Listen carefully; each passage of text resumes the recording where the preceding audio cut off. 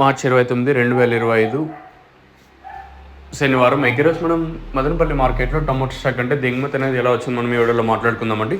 అంటే నేనుతో పోల్చుకుంటే దిగుమతి తగ్గిందా లేదా పెరిగిందా వీడియోని వీడియోలో మాట్లాడుకుందాం. నేను మొలకల్చూరు మార్కెట్ తర్వాత సూపర్ టాప్ వచ్చేసి ₹200 వరకు అయితే వెళ్ళింది. నేను దిగుమతి పెరిగింది, దాంతోపాటు ధర కూడా పెరిగింది. సో ఈ విషయం మాట్లాడుకున్న తర్వాత మన మదనపల్లి మార్కెట్ స్టాక్ అయితే తెలియజేస్తాను చూడండి. మనం ముందుగా స్టాక్ విషయం మాట్లాడుకుందాం.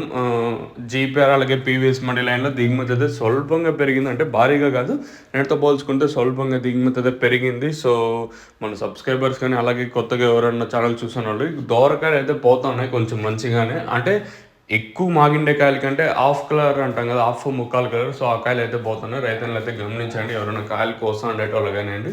సో రేపు వెళ్ళండి కాయలు కోసేటోళ్ళు కానివ్వండి. మార్కెట్ అయితే క్లోజింగ్ ఏమి ఉండదు. మార్కెట్ 365 డేస్ మార్కెట్ అయితే ఉంటుంది. నో ఎనీ ఉగాదికి హాలిడే ఉండదు, అలాగే రంజాన్కి హాలిడే ఉండదు.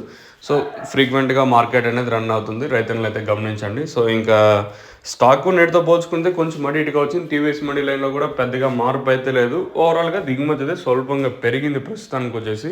మరి వేలంపాట్లు అనేది ఎంతవరకు ఉంటాయి చూడాలి. మీకు తక్షణంగా బోరం కావాల్సి ఉంటే కింద నెంబర్స్ అయితే అవైలబుల్గా ఉంటాయి, మీరైతే కాంటాక్ట్ అవ్వచ్చు. మీరు కాంటాక్ట్ అవ్వాల్సిన నెంబర్స్ 2 ఉంటాయి. 2 నెంబర్లో ఒక నెంబర్కి కాంటాక్ట్ అయినా సరిపోతుంది మీరు బుకింగ్ చేసుకోవాలనుకుంటే.